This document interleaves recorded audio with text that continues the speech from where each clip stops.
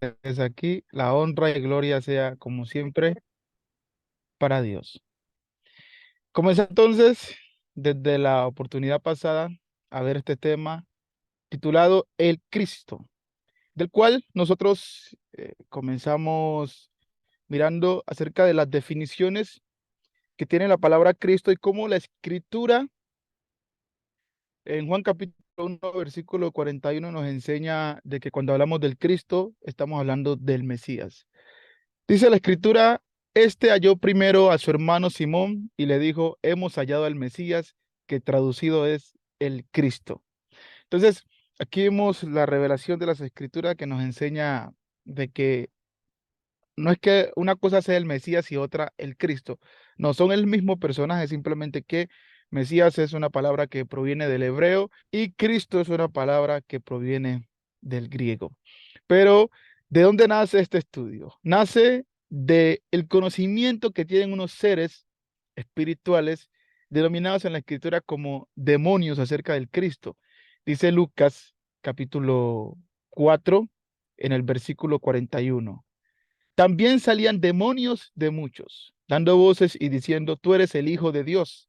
Pero él, o sea, Jesús, los reprendía y no les dejaba hablar porque sabían que él era el Cristo.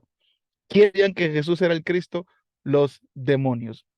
Por eso, eh, una de las preguntas trascendentales que nace aquí nosotros, tenemos la certeza de quién es el Cristo, porque los demonios afirmaron tener esa certeza de quién era el Cristo y señalaron a Jesús como el Cristo, lo cual ellos debían tener una evidencia, debían de ellos ese conocimiento, tenerlo realmente afirmado en sus corazones para con esa audacia decir que Jesús era el Cristo. Y así mismo nosotros, nuestra fe debe ser superior a las de ellos, que simplemente afirman creer en Dios, pero hasta allí le llega su fe. Así que, hermanos, nosotros estuvimos viendo acerca de la persona del Cristo.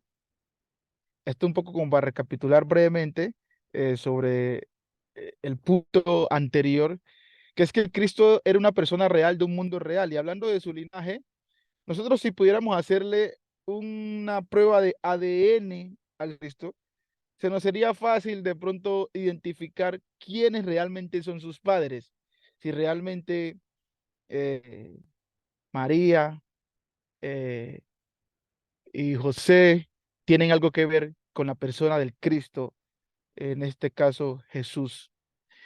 Nosotros tenemos una escritura que nos enseña que Dios había jurado que de la descendencia de David, del linaje de David, en cuanto a la carne, levantaría al Cristo. Ahora nosotros sabemos y tenemos la certeza de que José, por ejemplo, fue un hombre que era de la familia de David, pero José no fue el padre de Jesús en cuanto a la carne. Entonces queda como la incógnita allí. ¿Cómo se cumple la profecía si no, si pareciera a, a, a ras de piso que como que no hay referencia acerca de si María era de la familia de David o de la tribu de Judá? No tenemos, pareciera, ¿no? Entre comillas, que no tuviéramos una referencia exacta acerca de si realmente se cumple en María esta descripción o esta profecía de que el Señor sería de la familia de David según la carne. Así que gracias a Dios en su palabra nos enseña realmente que el Señor Jesús cumple con ese requisito para ser el Cristo, el Mesías prometido que vendría del linaje de David. Y quiero que me acompañen en esta escritura donde gracias a esa obra maravillosa del Espíritu Santo podemos tener esta evidencia donde nos da la certeza de que María sí era de la familia de David y de la tribu de Judá, y por tanto el Señor Jesucristo cumple con el requisito de venir directamente del linaje de David. Lucas capítulo 2 versículo 1 dice, aconteció en aquellos días que salió un edicto de César Augusto para que se hiciera un censo de el mundo habitado, es decir, el todas las personas iban a ser censadas por medio de lo que gobernaba en ese tiempo, que era el imperio romano. Dice el versículo 2. Este fue el primero que se levantó cuando Cirenio era gobernador de Siria. Todos se dirigían a inscribirse en el censo y presten la atención, hermano, cada uno a su ciudad. Es decir, que no era posible que uno fuera censado fuera de su ciudad. Todos los censados debían ir a la ciudad de donde pertenecían. Versículo 4. También José, ahí tenemos el primer personaje, subió de Galilea, de la ciudad de Nazaret a Judea. Es decir, era de Judea, no podía ser censado en Galilea, sino que tenía que desplazarse a Judea, a su ciudad. ¿Y cuál era esa? A la ciudad de David, que se llama Belén, traducido casa del pan, por ser él de la casa y de la familia de David. Entonces aquí tenemos la certeza de que José era de la región de Judea y de la ciudad de Belén, de la familia de David. Pero ¿qué con María? Bueno, el versículo 5 nos va a dar la explicación, la certeza de que también, al igual que José, María era de la región de Judá y de la ciudad de David, es decir, de Belén. Versículo 5 dice que José fue allá para inscribirse. ¿Junto con quién? Ahí está, junto con María, comprometida para casarse con él, la cual estaba encinta. Es decir, que María fue a la ciudad de donde pertenecía, es decir, Belén, para ser censado. Entonces, como ambos eran de allá, pues ambos fueron a la misma ciudad a ser censados. La certeza, la revelación del Espíritu Santo que nos enseña que Jesús cumple con el requisito de ser directamente de sangre, según la carne, de la familia de David, de la región de Judea. Con razón el Espíritu Santo de Hebreos capítulo 7, versículo 14, porque manifiesto es que nuestro Señor vino de la tribu de Judá. ¿Por qué? Porque María era de la tribu de Judá, porque María fue censada en la ciudad de donde pertenecía, la ciudad de Belén, que quedaba en la región de Judea, de donde viene la tribu de Judá. Manifiesto es que el Señor vino de la tribu de Judá. Entonces, no solamente de manera política, porque José vino a ser el padre político del Señor, él recibió el estatus de ser de la familia de David, sino que, como decía la Escritura, según la carne, Romanos capítulo 1, versículo 3, acerca de su Hijo, nuestro Señor Jesucristo, que era del linaje de David, según la carne. Que nadie nos meta cuento, que nadie nos diga que nuestro Señor no cumplió con el requisito, porque ahí tenemos la evidencia de dónde era María. María era de Judá, María era de Judea, María era de la ciudad de Belén, María era de la familia de David. Hasta aquí, hermanos, como para sellar el capítulo anterior, el punto anterior acerca de la persona del Cristo. Hoy vamos a hablar acerca de el ministerio del Cristo. Cuando hablamos del ministerio de Cristo, estamos hablando de la función del Cristo. Sí, sabemos que el Cristo fue una persona real, eso ya vemos. Que vino realmente, esto no es un concepto ni una idea, sino que fue una persona real. Pero ¿cuál era la función del Cristo? ¿Cuál era el propósito del Cristo? Vamos a ver que el ministerio del Cristo primeramente era un ministerio poderoso. No era un ministerio como el de Juan el Bautista, o como lo fue el gran ministerio de Elías, o como lo fue el gran ministerio de Moisés, de Isaías, de Daniel. No, porque estos fueron hombres que aunque sirvieron a Dios, vinieron con un propósito específico a esta tierra, perecieron y su ministerio acabó en este mundo. Y así Juan el Bautista fue encarcelado, lo decapitaron y hasta allí llegó el ministerio de Juan el Bautista. pero el de Cristo es uno superior a los hombres. Mateo capítulo 16, versículo 13 dice, viniendo Jesús a la región de Cesarea de Filipo, preguntó a sus discípulos diciendo, ¿quién dicen los hombres que es el Hijo del Hombre? ¿Quién dicen los hombres que es el Hijo del Hombre? Ellos dijeron, unos Juan el Bautista, otros Elías y otros Jeremías o alguno de los profetas. Vea hasta dónde le llegaba el concepto a los mismos discípulos del Señor. Seguramente hasta ese momento veían a su maestro. Muchos ya lo había confesado Natanael, que él era el Cristo, ya lo había confesado. Y probablemente ellos, hasta allí le llegaba el concepto del Cristo, de la función del Cristo, de que bueno, este seguramente es uno como lo fue el gran Moisés. Por eso vemos aquí cómo la gente opinaba, ¿no? No, seguro será similar a Juan, a Elías, o a Jeremías, que fueron grandes hombres. Y él les pregunta luego a ellos, ¿y ustedes quién dicen que soy yo? Es decir, el Hijo del Hombre es el mismo Jesús quien les está preguntando a ellos, ¿quién dicen que soy yo? Responde el apóstol Pedro, tú eres el Cristo, el Hijo del Dios viviente.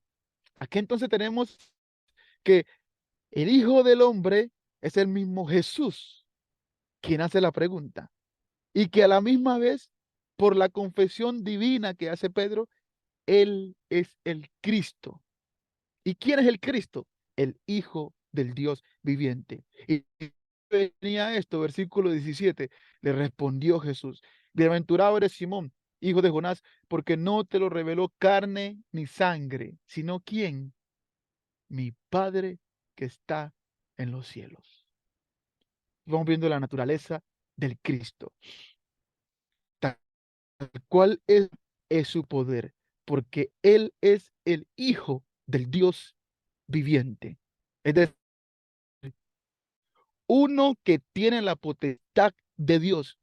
Cuando hablamos del Cristo, estamos hablando de uno que posee la autoridad del Señor, la autoridad del Altísimo, la autoridad del Soberano, el poder del Creador del mundo. Muy diferente a los profetas. La gente se asombraba al ver las maravillas y el poder y la autoridad de este hombre llamado el Cristo. Marcos capítulo versículo 5 dice, viendo Jesús la fe de ellos, dijo al paralítico, hijo, tus pecados te son perdonados. Wow. ¿Cómo así? ¿Cómo que un hombre tiene la autoridad de perdonar pecados con solamente decir, pronunciar tales palabras? ¿Podrá alguno de nosotros decirle el uno al otro, tus pecados te son perdonados y que realmente eso se cumpla? Bueno, la gente está viendo aquí no a Dios pronunciando estas palabras.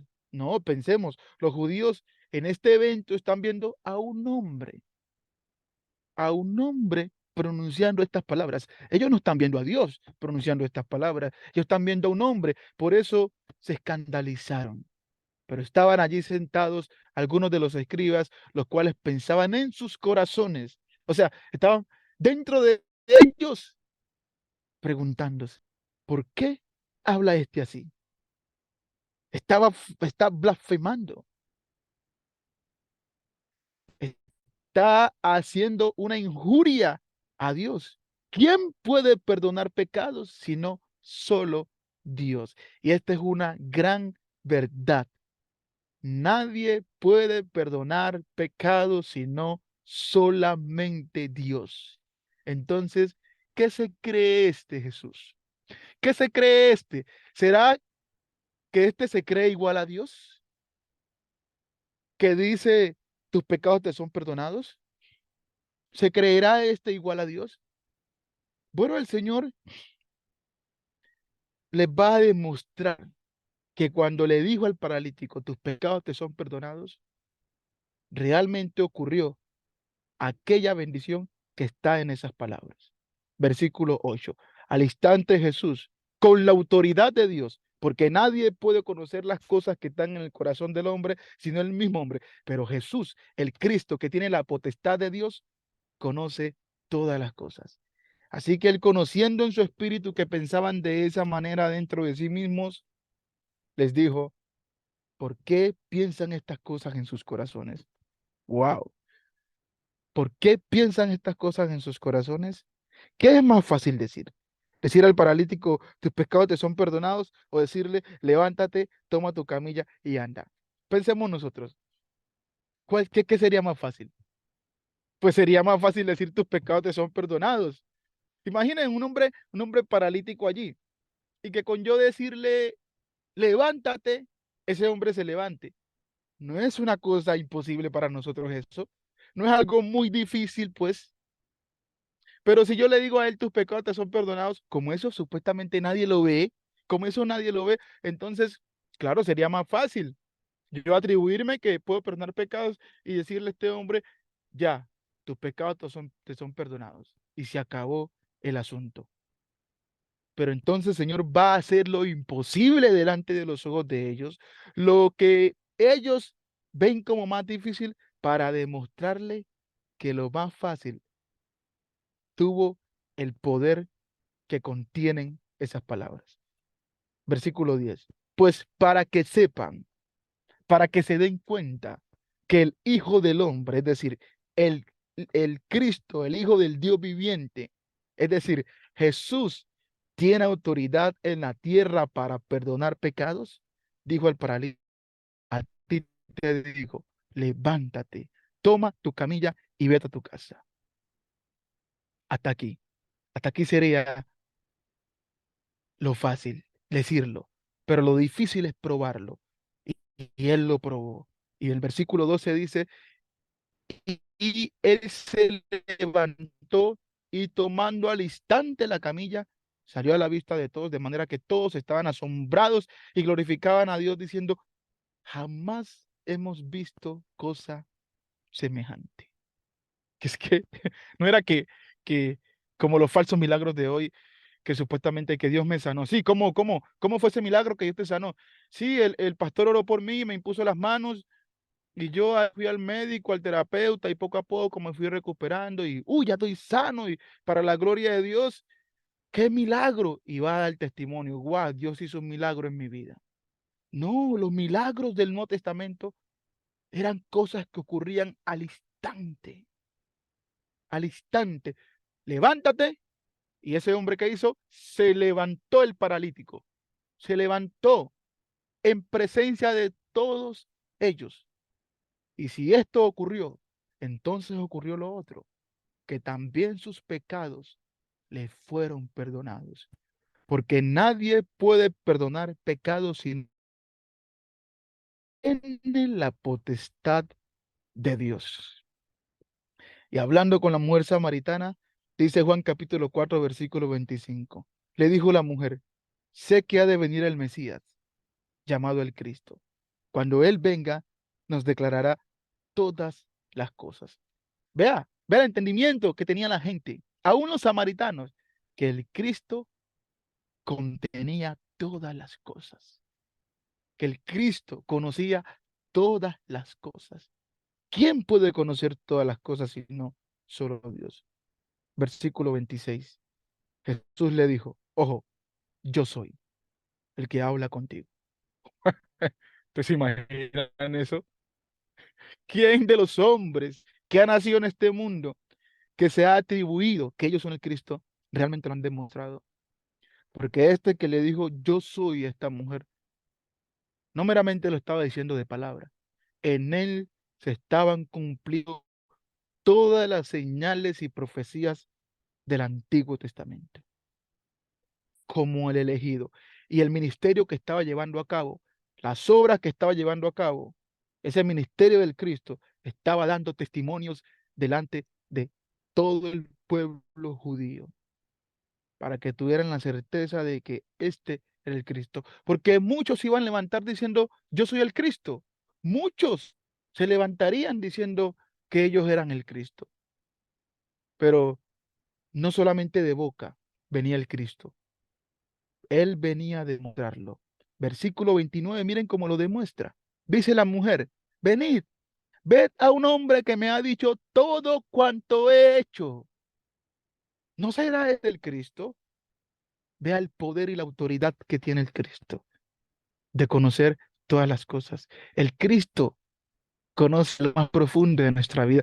A Él no se le ha escapado ningún detalle de nuestra vida. No creamos que hay una parte oculta de nuestra vida que no sepa el Cristo.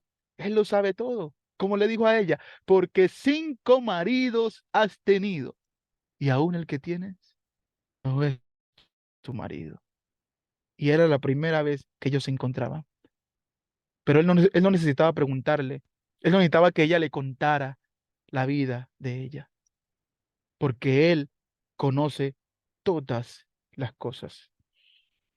Juan capítulo 1, versículo 47 dice, Cuando Jesús vio a Natanael que se le acercaba, dijo de él, he aquí un verdadero israelita en quien no hay engaño. Pero si es la primera vez que lo ve, ¿él cómo va a juzgar a un hombre así si es la primera vez que lo ve? Bueno, él no necesita investigar nuestra vida porque Él la conoce toda. Él conoce toda nuestra vida. Versículo 48 le dijo Natanael, ¿de dónde me conoces? Porque es lógico, es lógico que él preguntara eso. ¿De dónde me conoces? Y mira la respuesta del Cristo.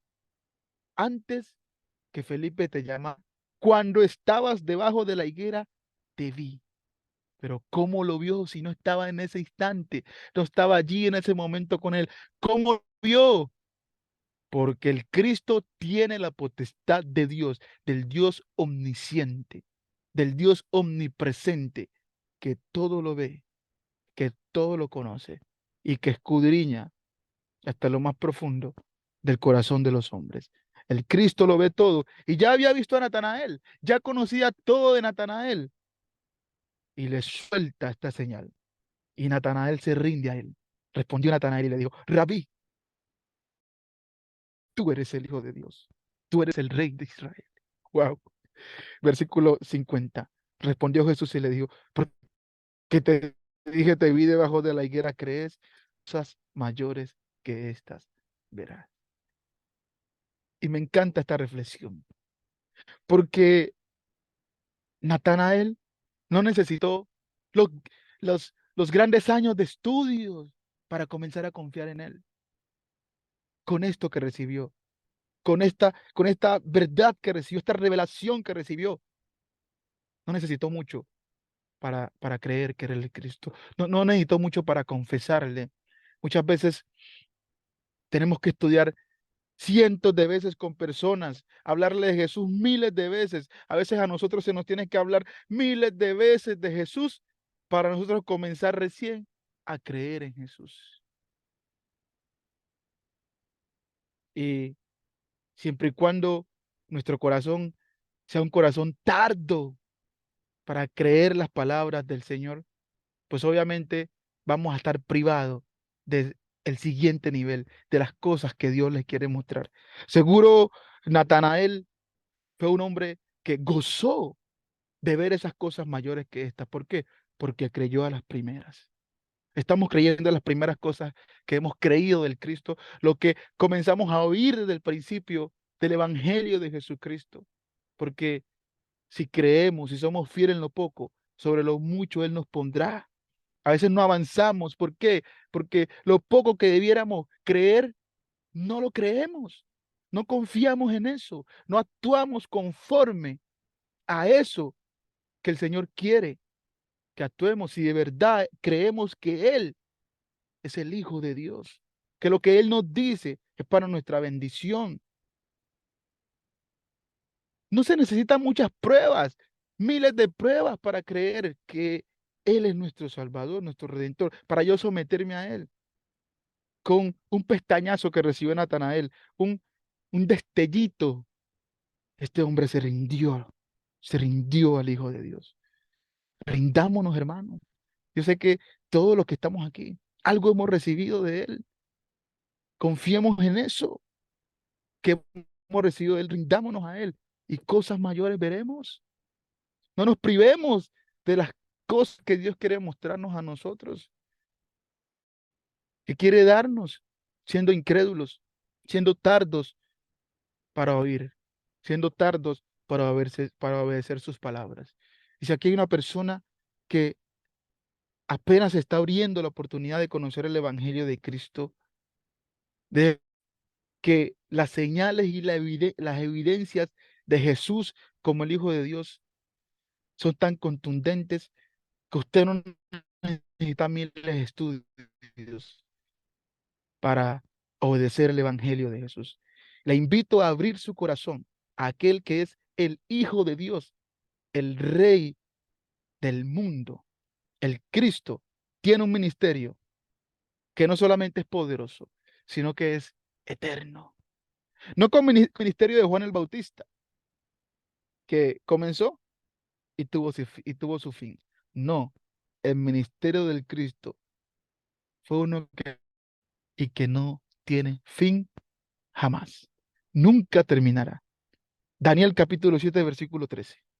Daniel capítulo 7 versículo 13 al 14 dice, miraba yo en la visión de la noche, y he aquí con las nubes del cielo venía uno como hijo de hombre. Ya sabemos quién es ese, nuestro Cristo, nuestro Mesías, que vino hasta el anciano de días, y le hicieron acercarse delante de él, y le fue dado dominio, gloria y reino, para que todos los pueblos, naciones y lenguas le sirvieran. Su dominio es dominio eterno, que nunca pasará, y su reino, uno que no será destruido. Aquí vemos ese ministerio, esa obra de ese Cristo será de uno, dice la profecía, que jamás será destruido. Un ministerio eterno y que ofrece entonces abundante gracia y misericordia. Hermanos, hermano David, ¿me permite? Voy a conectar el portátil, por favor, Sí, hermano. que se me va a descargar. Ok. Deme,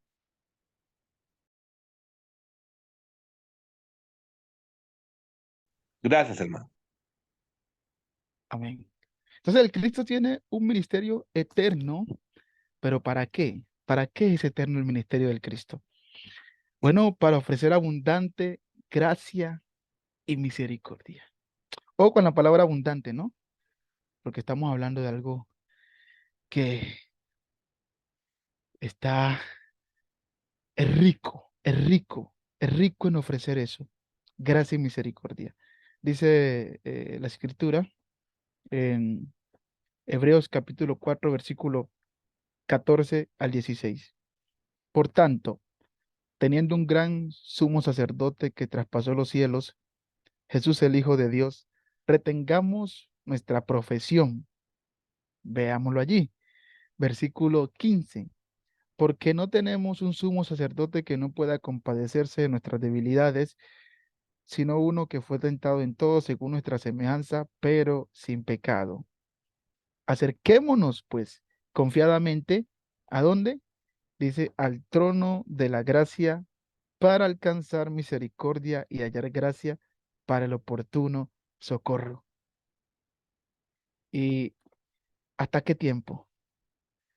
¿Hasta cuándo el Cristo seguirá ofreciendo eso? ¿Será que mañana se acabará esa gracia? ¿Será que pasó mañana? No, hermanos, esa gracia y esa misericordia que todos necesitamos todos los días para seguir hacia adelante en esta vida de fe, en esta profesión, está dada abundantemente para que nosotros nos acerquemos a Él. La palabra sacerdote también equivale a la palabra Cristo, es decir, el Cristo también iba a ser un un gran sumo sacerdote, alguien que iba a interceder entre los hombres y Dios. Pero aquí quiero, hermanos, que acotemos algo, y es que a veces se dice que Jesús está intercediendo en el cielo por todos los hombres, pero eso realmente no es cierto. Jesús no está en el cielo intercediendo por todos los hombres ante el Padre. Jesús está en los cielos intercediendo por todos los hombres que se acercan al Padre a través de él. Es decir, por todos los que han creído en el Evangelio de él, por todos los que han sido bautizados para el perdón de sus pecados. Por estos es que el Señor está intercediendo en el cielo. Él es gran sumo sacerdote de estos. Por eso es que dice, acerquémonos. ¿Quiénes se deben acercar?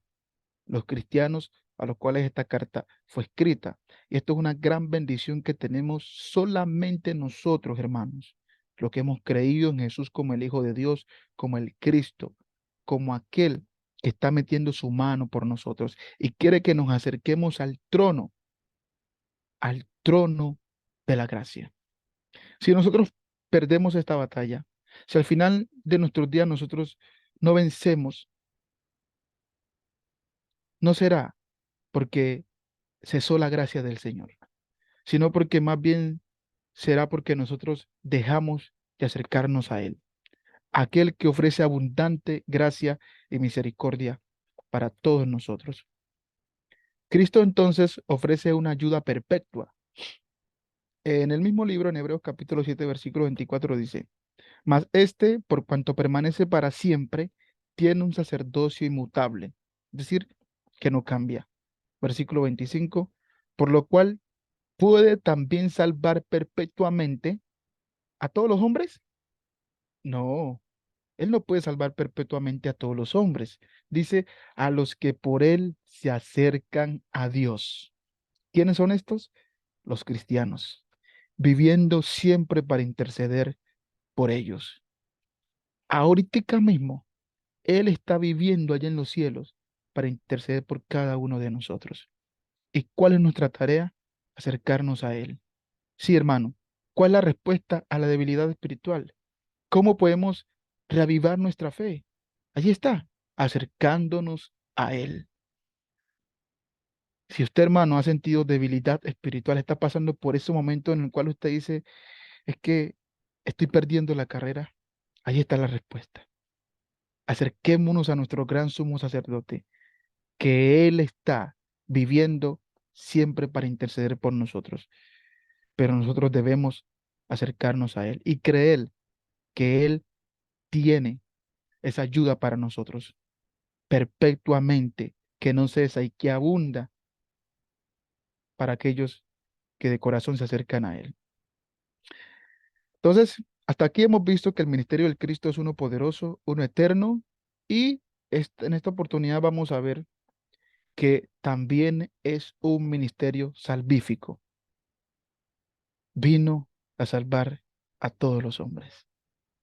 No vino solamente de paseo por este mundo, Él no vino a ver los colores de este mundo, a ver qué tan bonitas son las flores, los grandes mares, pues Él lo creó todo. Él no vino meramente de excursión por este mundo, Él vino a salvar a los hombres. Lucas capítulo 2 versículo 11 dice, que os ha nacido hoy en la ciudad de David un Salvador que es Cristo el Señor. Es interesante que desde que nació lo llaman el Señor, desde que nació lo llaman el Rey, el Cristo, desde que nació lo llaman el sacerdote, el intermediario, el intercesor entre Dios y los hombres. Desde pequeñito, desde siendo un bebé, es reconocido como el Salvador de los hombres. Cristo vino a salvar al mundo. Juan capítulo 4 versículo 42 dice, y decían a la mujer, a la samaritana, ya no creemos solamente por tu dicho, porque nosotros mismos hemos oído y sabemos que verdaderamente este es el Salvador del mundo, es decir, el Cristo. De entre muchas cosas, ¿qué significa la palabra Cristo? El Salvador del mundo, el ministerio del Cristo. de uno que vino a salvar el mundo. ¿Pero vino a salvar el mundo de qué? ¿Del hambre? ¿De la pobreza? ¿De la injusticia? ¿De qué vino a salvar el Cristo el mundo? ¿El Cristo vino a resolver los problemas políticos de este mundo? ¿El Cristo vino a establecer orfanatos, centros de benevolencia, hospitales? ¿Vino el Cristo a eso? Dice Mateo capítulo 1, versículo 21. Y dará a luz un hijo, y llamará su nombre Jesús, porque él salvará a su pueblo de sus enfermedades, del hambre. No, él salvará a su pueblo de sus pecados. El Salvador del mundo, que vino a salvar a los hombres del problema que no podemos resolver con nada humano, y es el problema del pecado. Él salvará a su pueblo de sus pecados. ¿Quién? Jesús, que también es llamado el Cristo. Pero cuando dice que Él salvará a su pueblo, no quiere decir que está limitando esta bendición para el pueblo de Israel, en aquel contexto que se dice eso. No, la Escritura nos enseña en 1 Timoteo capítulo 1, versículo 15, que Él es el Salvador de los pecados de todos los hombres, tanto judíos como no judíos. Dice la Escritura, palabra fiel y digna de ser recibida por todos, que Cristo Jesús vino al mundo para salvar a los pecadores. ¿A dónde vino Él? Al mundo a salvar a los pecadores, porque de tal manera amó Dios al mundo, que ha enviado a su Hijo unigénito, para que todo aquel que en Él cree no se pierda, mas tenga vida eterna. El ministerio del Cristo, que vino a salvar al mundo.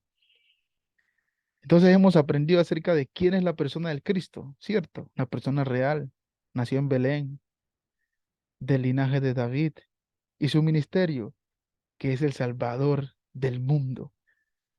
Por eso conocer al Cristo es el camino a la vida eterna. Dice Juan 17, versículo 3, y esta es la vida eterna, que te conozcan a ti, hablando Jesús, el único Dios verdadero. ¿Y a quién más? Y a Jesucristo, a quien has enviado.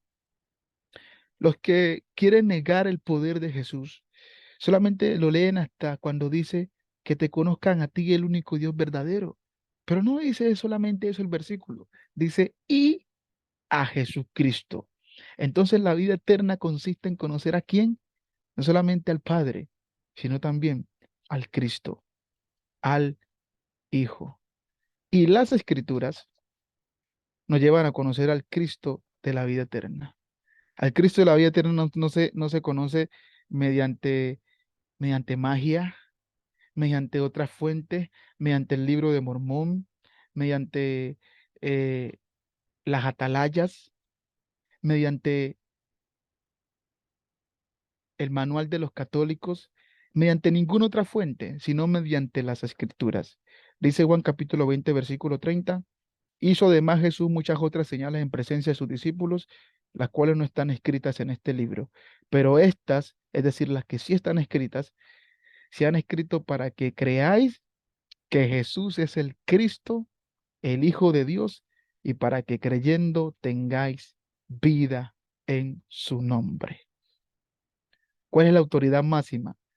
¿De dónde viene la certeza de nosotros saber quién es nuestro Cristo?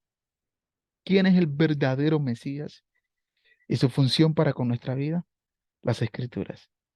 Las escrituras, las señales, todo lo que está escrito acerca de Él, tiene para que esa fe llegue a nuestro corazón. Y nosotros creyendo en Él, tengamos vida, vida eterna en su nombre. En su nombre quiere decir en las cosas que Él ha mandado, que son para nuestra bendición, finalmente para la salvación de nuestras almas. Hermanos, hasta aquí espero que este estudio haya sido de gran bendición para nosotros, que nos haya animado. Y si alguna persona que está oyendo que no ha conocido acerca del Cristo, le invitamos a conocer acerca de ese Cristo, acerca de su evangelio que nos lleva a la salvación. La Escritura dice que Cristo mandó a predicar el evangelio a toda criatura. El que creyere y fuere bautizado será salvo. Así que si está interesado en oír acerca de ese Cristo a través de su evangelio, póngase en contacto, por favor, con los hermanos que le pueden ayudar en ese camino hacia la eternidad. Que Dios les bendiga.